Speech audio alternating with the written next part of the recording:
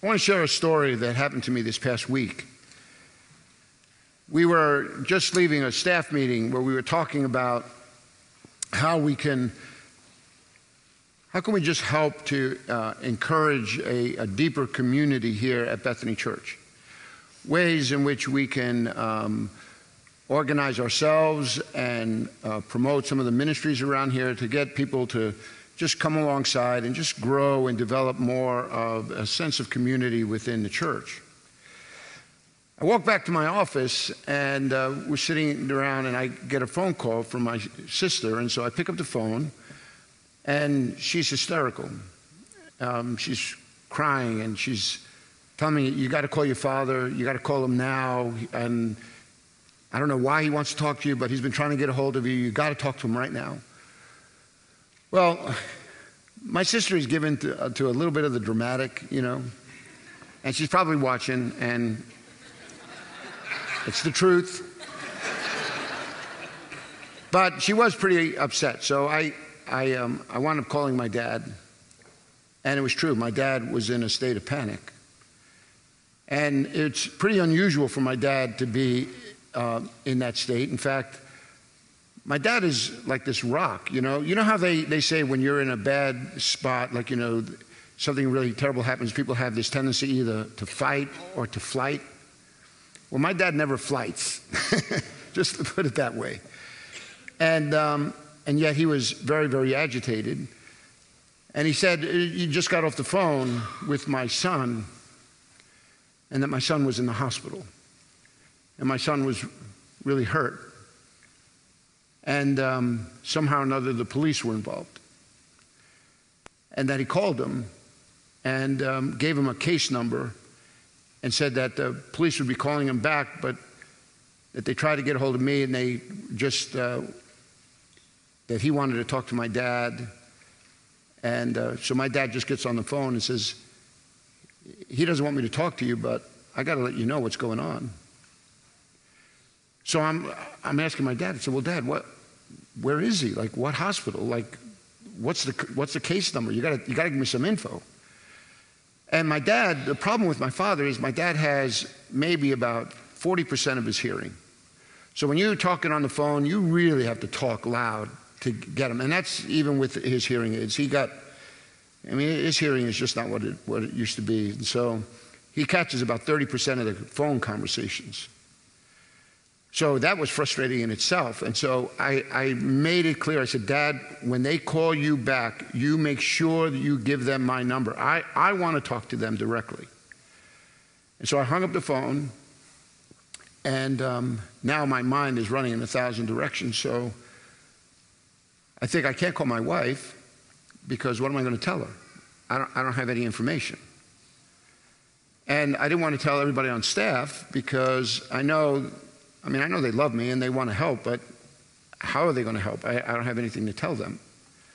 So we had staff prayer, and so everybody was downstairs, and we all gathered in a circle, and Pastor Dirk had mentioned last week's sermon about how we need to be a people who are diligent in prayer and asking God to go before us as we begin to think of ways God is helping us to become disciples and make more disciples. So people were sitting around that circle, and they were just praying for God's will to be done. And I had just finished pouring my heart out to God, seriously, in my office. I'm just saying, like, oh, God, man, I don't know what's going on, but I just know that you promised never to leave, and even in the hard times. But you have to help me to keep my composure here, because my mind is running in 1,000 directions. And so people knew something was wrong, but like I said, I didn't feel the liberty to get everybody all upset, so I kind of kept this inside. And now for the rest of the afternoon, I'm at my desk trying to get my head into the game, and I'm calling my son like every minute on the minute, right? And no answer, and my dad, he's not getting any answers. So finally the phone rings, and it's about 5 o'clock. And I answer the phone, it's my son. So I said, Jared. I said, you all right? And he goes, yeah, I'm fine. How are you? And I go, how am I? I said, is there anything you got to tell me?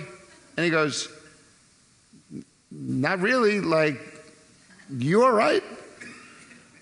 And then I just realized in that moment this whole thing was a scam. I mean, I just tell the story and I get all emotional because for those 3.5 hours, man, I thought my kid was in the hospital. And my mind was racing as to why the police would be involved. And I'm just thinking, oh my gosh, did he hit somebody with a car? Is somebody dead? Your mind runs in 1,000 ways. And then I sat there for a moment and I thought, how is it that we live in a world where that's okay to do? I find out, I remember I told you I didn't want to tell my wife because I didn't want her to get all freaked out. I should have called her because my wife works for Riverwoods, an adult living facility.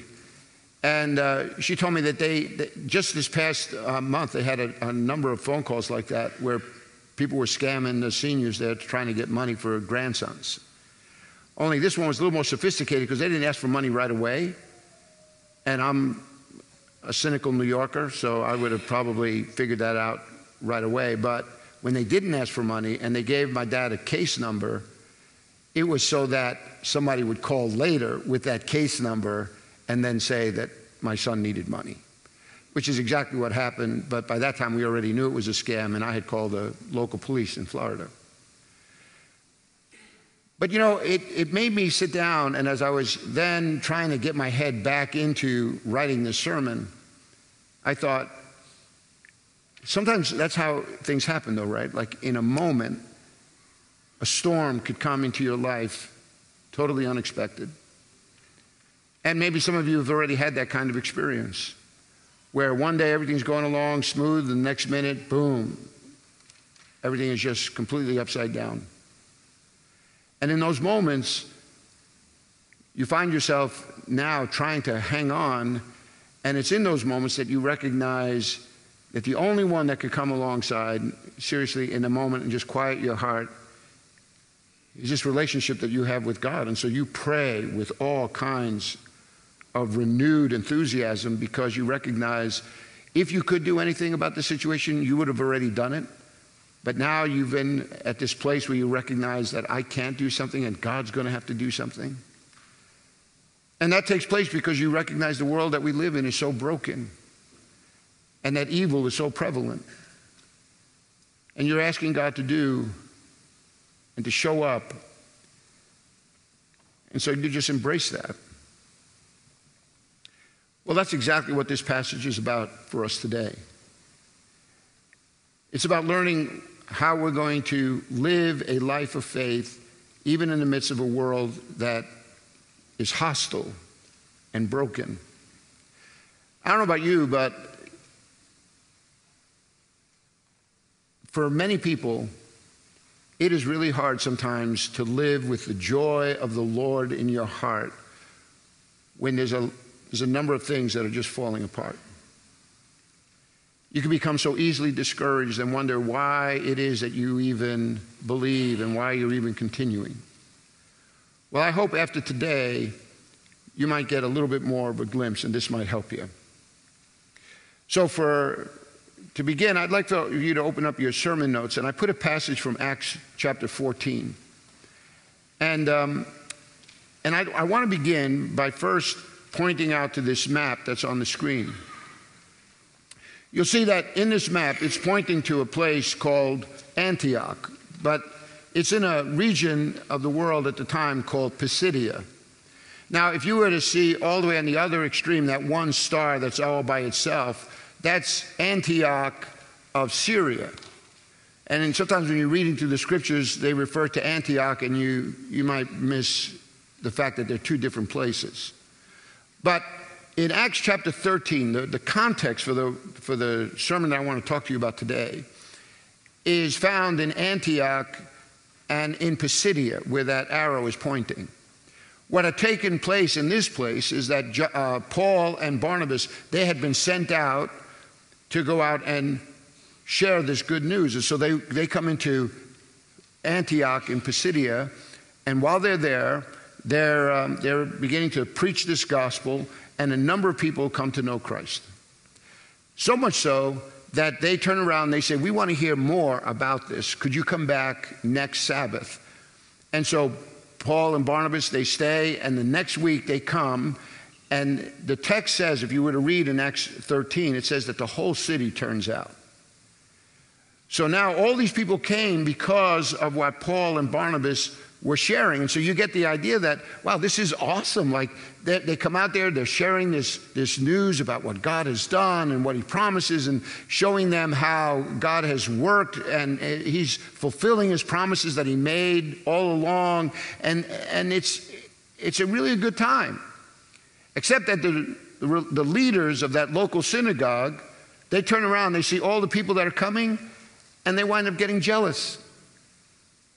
And in that jealousy, they begin to sow these seeds of dissension, so that before you know it, it's not long before people are engaged in this argument with one another. And now people are divided, and those who are professing this allegiance to this Messiah, Jesus, that has been promised, and then those who didn't, they just begin to clash. And it makes you think, you're in a space where you're trying to share this good news. And if you've ever thought that somehow or another this was just going to be an easy journey, like you only have good intentions. Like why would people not want to embrace that? But you could see it just turns back again, and you see something of the ugliness of the world in which we are, where there's jealousy and envy and pride. Everything just begins to seep in, and the next thing you know, what was meant for good is now is construed as a source of great dissension. And so they moved to a town called Iconium. And I want to read to you in this text what takes place there in this town. It says, at Iconium, Paul and Barnabas went on as usual into the Jewish synagogue. There they spoke so effectively that a great number of Jews and Gentiles believed. But the Jews who refused to believe stirred up the Gentiles and poisoned their minds against their brothers. It's the same thing taking place again that just took place in Antioch of Pisidia.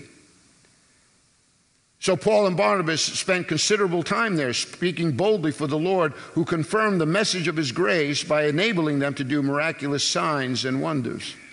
The people of the city were divided. Some sided with the Jews, others with the apostles. There was a plot now afoot among the Gentiles and the Jews, together with their leaders, to mistreat them and to stone them.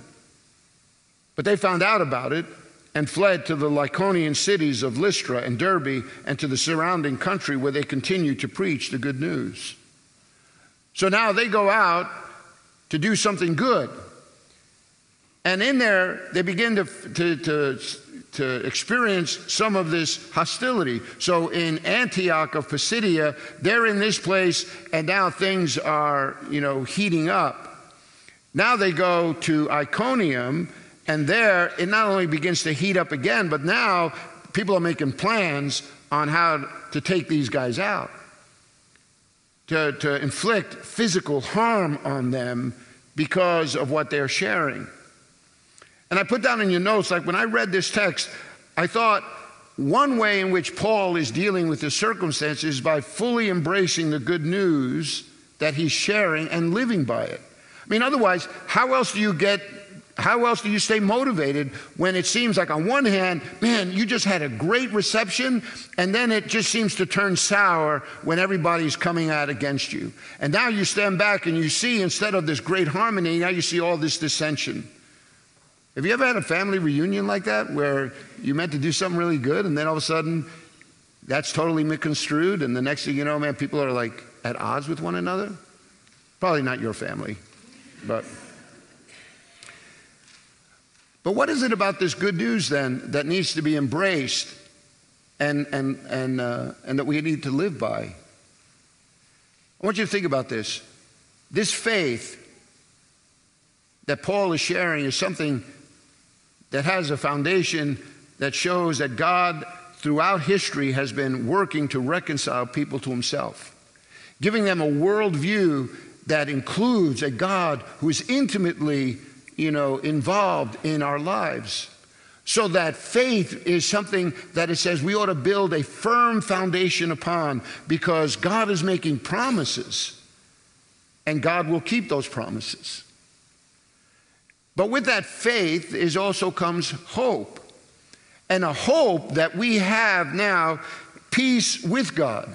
The text will tell us that God is promising forgiveness of sin. It's also promising a relationship that maybe at one time was broken and now is going to be restored. So that God says, in your life now, there is this sense of hope that I am going to be present, and that this eventually is going to lead to greater glory.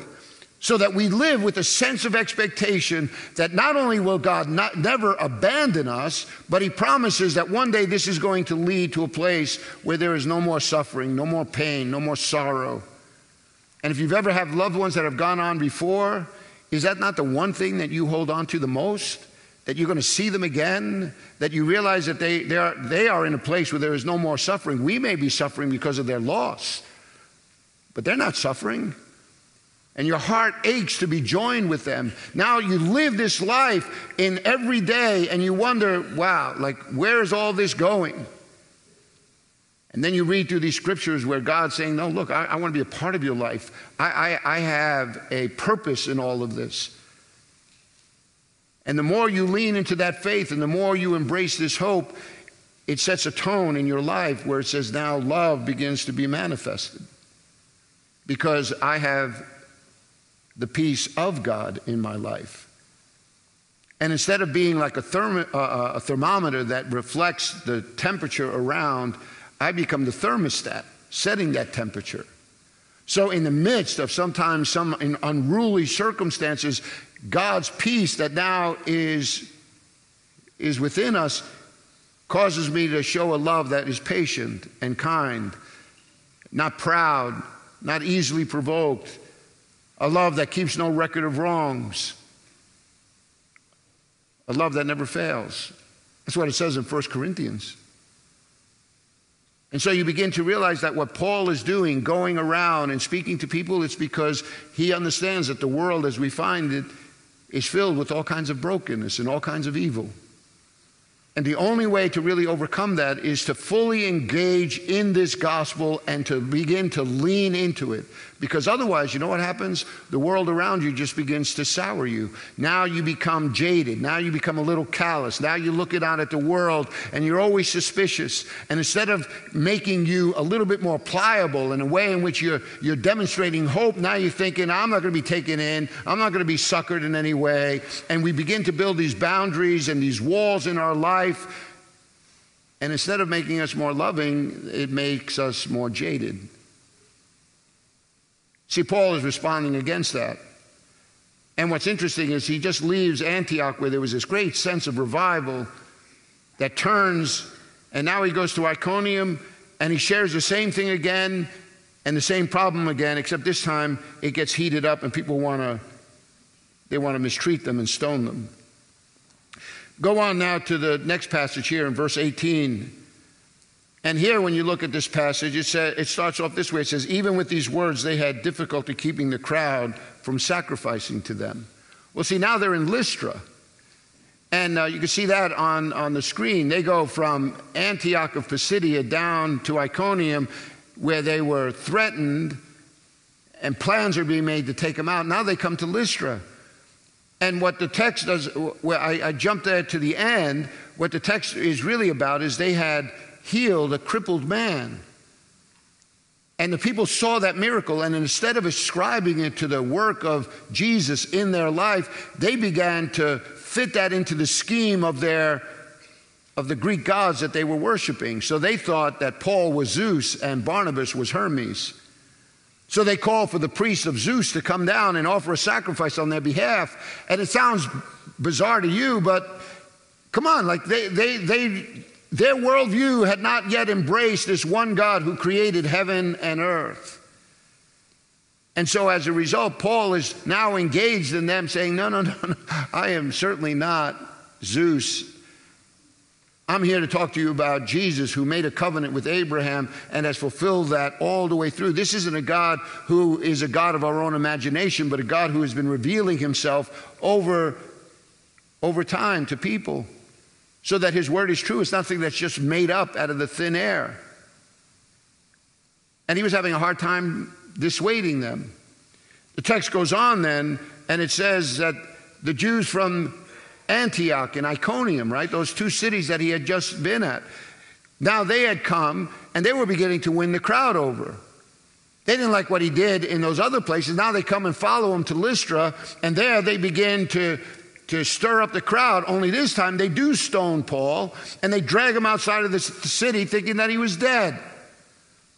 So now the reward for him going out there and speaking boldly is that he gets stoned, and he's left there now for dead until his disciples come together. And then what do? They bring him back in the city, no doubt, to take care of him. But the next day he gets up, and what does he do? There he leaves for Derbe. See, I would think that if I was Paul and I was in that circumstance, I'd have to be asking God, like, why in the world is this turning the way it is? You called me into this work, and then I'm doing what you're asking me to do, and it just seems like it's turning upside down. I can tell you from personal experience, I've been now in ministry since 1979. I was in my middle 20s at the time. I have friends who intellectually, they would say that they understand that God never promises anybody that they're going to live this easier life just because they give themselves to serving him. But emotionally, they kind of buy into this idea that because I'm serving God, that my life ought to be free from a lot of the common, swings that take place. Like, so if I'm really serving God and I'm like this minister, that somehow or another there's a hedge around me and my family. Wrong answer. That's not happening. Sometimes it gets even worse for the preacher's family. Because God's going to say, you want to be up front, then here, you're up front now, and show people what it means. I get it. This past Christmas, man, everybody's making plans, everybody's coming, and then my mother-in-law dies and nobody expected it. And then a week later, Cindy's brother dies. And now you're sitting around with a house full of people who are mourning, and you got to talk to them about Christmas. And so I go into the closet, man, and I just start praying. And I come out and I go, you know what, guys? Everybody in this room, we made all kinds of plans to get here and to be home for Christmas. And what you need to recognize is that God says he took mom and their brother home for Christmas. They're in a place now, no more sorrow, no more pain. And if you really believe that, then I'm not saying that you can't grieve, but you don't grieve as one who has no hope. We have a hope. It makes you pray more seriously. That's what he's asking us to do. You have to engage God more seriously. Why? Because the world is broken. And in that brokenness, it represents itself, right, with all kinds of sickness and disease and death and hostilities. And not only that, the world is evil, man. Seriously, who in their right mind would call an 89-year-old man and get him all worked up because his grandson is in trouble? After my dad heard that and he found out that he was being scammed, and he got over being sad, he was like, I want to take those guys out. And if you've met my dad, he could definitely take them out. But evil is around you all the time. And if you're not careful, if you're not really praying and asking God to give you wisdom and insight into the world, it is going to shape you. You are going to become a more bitter person. And then who wins? The evil one just gets his way. Let me go on here. Look at verse 21. Now they leave Lystra and they preach the good news in the city Derbe.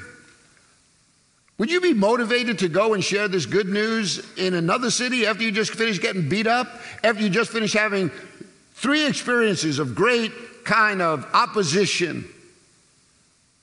Yeah, people came to know Christ, and that was great, but you still had to deal with the downside of this. Would you be that much more willing to take on another city at the time? You see, what you find here in the text is that even though a large number of disciples come to know him, I want you to notice the next line in your text. The next line in your text says this, that then they returned to Lystra and to Iconium and to Antioch, strengthening the disciples and encouraging to remain true to the faith, saying, we must go through many hardships to enter the kingdom of God. Now, just get this in your head, right? When you look at this map, they went to Lystra, and Paul was stoned to the point where they took him out. And now he goes to Derbe. And after he preaches there, on the heels of all this opposition, he decides, I'm going to go back.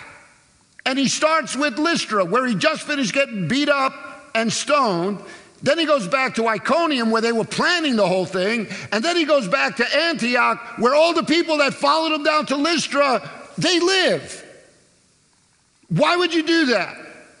What would possess you to go back again? Because he recognizes that God is using him to establish strong and vibrant, gospel-centered communities. And so he returns. Why? Because the work is not over. The work's not over. That's what he's been called to do, to establish these kinds of communities. For what reason? To strengthen their souls. Why? Because these are men and women who have made professions of faith. They need to be strengthened. They need to be encouraged so that they continue. But if you look at the text, there's something else in the text. It says that they appointed elders for them in each church, and with prayer and fasting committed them to the Lord in whom they had put their trust. I want you to really pay attention to what I'm going to say to you right now, because this isn't something that just may be intuitive. It's one thing to go out there and preach this gospel, wanting to see people come to a place where they receive Jesus in their life that now promises to give them a worldview that encompasses the good, the bad, and the ugly, and says, I want to embrace this to make you a stronger person so that you could live with greater confidence in this world. Okay, that's one thing. But going back and strengthening these communities and appointing then godly leadership wherever he went was because he wanted those communities to thrive. For what reason? Because they would then share with their friends and their neighbors and their families, and those communities then would get strengthened. This hope now would be the one, defense against the brokenness of the world and the evil that is prevalent in it. So that they would come and encourage one another to be better people, not allowing the world to so seep into their life that it turns them bitter. But this is the problem. We live in a state here in New Hampshire where we're like on the bottom of the list when it comes to church attendance. We're the worst. Palm Sunday, open up the Union Leader. There's a front cover story, a big picture of this architect standing in front of this church. And the whole article was about 5 churches near Concord that are being converted into condos, and one of them into a restaurant. And then you followed this through a couple of different pages, and they were showing you pictures about how cool these lofts were looking with big windows and ceilings. And they were talking about how everything was going to be so cool. They were going to redesign these spaces. And the bottom line was how awesome this is, because now buildings that were now just off of the tax rolls are being placed back on the tax rolls. Income is coming back into the city, and what a blessing it is for everybody. And on one level, you got to say, yeah, that's true. But on another level, does it occur to anybody that sacred ground is now being given away? Where are are those families going to be going and worshiping now? Now, I get it. You don't need a building to do that. But last time I looked, most of us don't have a living room big enough to fit all of us. So when people got together, it was to be mutually encouraging so that we can pray with one another, encourage one another with these truths. So what happens now when families stop going all together? Who is going to stand in that gap? Who is going to tell husbands, you got to love your wife sincerely from the heart? You got to take that wandering eye and place it on the one that you made a vow to. Who's going to be the one that's going to step into a person's life and tell them enough is enough? Why are you giving your life to this vain ambition when you're never going to get enough? You're not going to get all the toys. Who's going to speak into people's lives, and who's going to speak into your children's lives when you're no longer around there? Who's going to give them that compass on the inside of their own hearts and minds that's going to point them in a way that is true and good, instead of combating with the world, trying to fight evil with evil? Here's the truth. We all have a certain amount of shelf life. So much sand in that hourglass. You could be the smartest person at the end of the day, and guess what? The same fate is going to befall you as the fool. You could get all the toys, and when you die, you don't take them with you. Jesus comes along and has given us a perspective of life that says you better be living with the reality that one day this life is over and you're going to stand before me. And in that day, what are you going to give as an excuse for why I held him at arm's distance my entire life? When he's the one that says, I've given you life, I've given you intellect, I've given you gifts, I've given you a planet that sustains itself. At that juncture, what are you going to say then? And all the places that have been erected to be designated to become these strongholds for a strong, vibrant, gospel-centered community, now they're gone and they become condos. So let's just go have a drink, man. Just chill out, because tomorrow it's over. No. See, this is exactly the point. We're giving up all this ground, and then when our kids are kind of floundering around and they're looking for all kinds of ways to fill in the gaps in their life, nobody's talking to them about the things that really matters. And I get it, man. I got 4 sons of my own, and this is 24/7. Sometimes they're listening. Sometimes I got to beat it into them. I don't care. I'll beat it into them.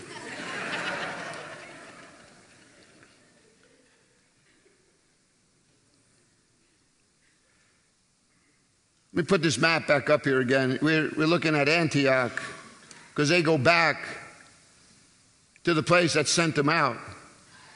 It was in that place that this whole thing started. They got this call of God to go out there and proclaim this message, and everybody in Antioch got together, prayed for them, said, this is a great idea, go. Little did they know that when they went up to the other Antioch and made their way all the way down to Derbe, there was going to be so much hardship that would follow them. But they stood. They went with it, and they came back, and they were victorious. Notice what it says. They came back to Antioch where they had been committed to the grace of God for the work that they had now completed. On arriving there, they gathered the church together and reported all that God had done through them and how he had opened the door of faith to the Gentiles. Look, let me end my time with you this morning by just giving you this one little heads up. Many of you have come to faith, and you come to a place where you recognize that there is this great commandment that God has given. The Great Commandment says, I am to learn to love God with all of my heart, mind, soul, and strength, and love my neighbor as myself. Is that ever going to be completed? It's not a trick question, right? It's never going to be completed. It's something that you're always working on. I can always learn to love God more deeply. I can always learn to be more neighborly. So where is the real unction to do something? See, normally what happens is like you go to work. If you didn't have to be there at a certain time or work that needed to really get done, Would you always be there at the same time like you have to be? Probably not. There are these boundaries that come into our life that kind of push us to doing the things that we need to get done. But there's this great commission over here that says that we have to be mindful that God has called us to be a witness into the world. Because without that witness, people are going to flounder. They're going to lose hope. They got to be reminded again, generation after generation after generation, until Jesus comes back. Because in this gap, he's relying on his people to go out and share this good news. When I read this text, notice what it says. He reported all that God had done through them. He came back and talked about the work that had been completed. Because, see, there are tasks that we can get done. The task of loving God with all my heart, mind, soul, and strength, and loving my neighbor, that's an ongoing process. But there are some tasks that could be done. He could go to Antioch. He could go to Iconium. He could go to Lystra. He could go to Derbe. Those things he did, and he shared. And there was the opposition that's in the world, and it's always going to be there. But God said, I'm going to open up those doors. When they came back and got all the church together, what did he share with them? Think about it. If you were on that trip and you came back and everybody came and they wanted to hear what happened, would you not maybe highlight more about all the bad things that happened? Would you not tell them about how these leaders in Antioch got together and because of their own jealousy, they wound up causing all this trouble that just followed you down to these other cities until finally they were picking up rocks and throwing them at you? How they left you half dead? Would you not tell them, would that not be the bulk of the conversation? Instead, notice what the bulk of the conversation is here. It's about how God worked through them, how God opened up doors. Why? Because he recognized that trouble is always going to be in the world, but Christ has come to resolve the trouble, to give people hope in the midst of that. So when I got that bad news about my son, thinking that it was real for the moment, I just went to the one person that I knew was going to be able to help me to get through it. And then you think about all those people that maybe don't have that hope. What do? They get consumed with worry. They get ulcers. They do all kinds of stuff because they're besides themselves. Reminds me of this theologian that I quoted on a Facebook post this past week. It's a great theologian by the name of Rocky Balboa. He said, let me tell you something that you already know. This world ain't all sunshine and rainbows. This is a very mean and nasty place. And I don't care how tough you are, it will put you on your knees and keep you there permanently if you let it. He says, you, me, or nobody is going to hit as hard as life. But it ain't about how hard you get hit. It's about how hard you get hit and keep moving forward. How much you can take and keep moving forward. That's what's winning. That's what winning is all about. And I think all of us are living in a world where we get hit. And if we're not careful, it's going to make us stay there permanently. Unless we do what we've been talking about. And that is to live this life of faith even in the midst of a broken and hostile world. And the way you win is by allowing your life to be a witness of all that is good and pure and lovely and excellent. It's about taking this gospel in word and deed and holding on to that and letting your light shine in a world that still is covered with darkness. That's how you win. You pray because you recognize that in my weakness, his strength is going to be sufficient. I pray asking God to work through me so that his will and his work would be accomplished. And guess what? God promises that he will bring down strongholds. And then we commit to the building of these strong, gospel-centered communities. Because at the end of the day, we need people to gather together and encourage one another so that individually we become stronger, as families we become stronger, as a network of a community we become stronger.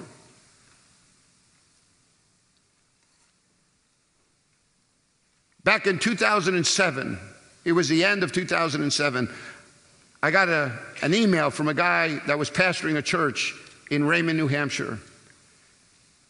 And he told me he was really discouraged that he was going to give up, and they had this building, and would Bethany Church be interested in maybe merging with that congregation, acquiring it, because otherwise it was just going to go under. It was one of the worst economic times, because if you remember, that was right around the time the recession hit. And by the end of 2007, people's 401k programs were like half the value that they had. And together as a congregation, we decided that we would do that. That building laid vacant for about 14 months.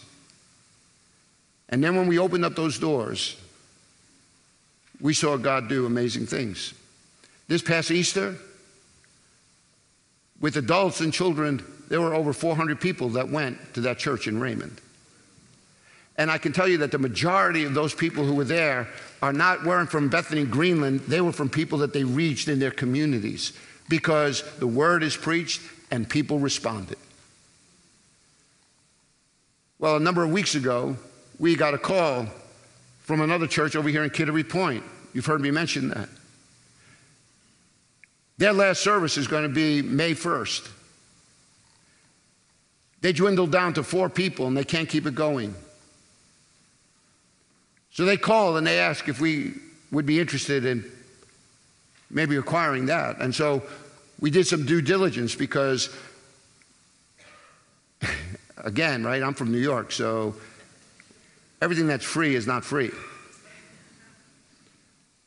So with the help of very, very capable people that I would mention, but then they'd be mad at me, they sat down and they put together a comprehensive report, and we presented it to our Board of Elders on Thursday. And unanimously, our Board of Elders turned around and said, we want you to go forward and bring this opportunity to the congregation. And so over these next 5 weeks, you're going to be receiving information from me about this church in Kittery. And what I want you to do is I want you just to pray and ask, does God want us to do this? Because if God wants us to do this, it's to establish a strong, vibrant, gospel-centered community that's 1.5 miles away from the entrance of the Naval Shipyard. That is a couple of 100 yards from the opening of an elementary school, K-3, that has over 450 kids, that parents pass literally in front of this church building every single day to drop their kids off for school. You mean to tell me that that church has to be closed because there's no possible way to bring a new witness to that place? I think I kind of shared a little bit of my sentiments on that one. But I also recognize that this is a corporate endeavor, and it's going to require all of us to do it. And so not to just get everybody all worked up and just say, hey, give me a vote right now, because this is not just about persuasion. This is about prayerfully thinking, does God want me to be in it? Because I can tell you, as in every endeavor you get into, there's always going to be hardships. But in the face of those hardships, is God seeking to establish a community of faith in a place right now that is being threatened to close its very doors? I'm voting yes, but I want to see what everybody else is going to do first. So over the next 5 weeks, you're going to be given this information so that you, in your own quietness of your own house, in your own minds, you can pray through. And then in the middle of May, we're going to take a vote. It's our version of going to Iconium and Lystra and the other places. I just know that God's going to go with us if we do it. And He'll bless us here. Because see, at the end of the day, The call of God on our life is always to be a witness and to pray with seriousness and to engage these communities because those families need somewhere to go to be encouraged and strengthened. Bethany Church could be a vehicle that God uses to keep marriages together, to keep kids from being lost in the fray. It's a calling that is worth our best efforts.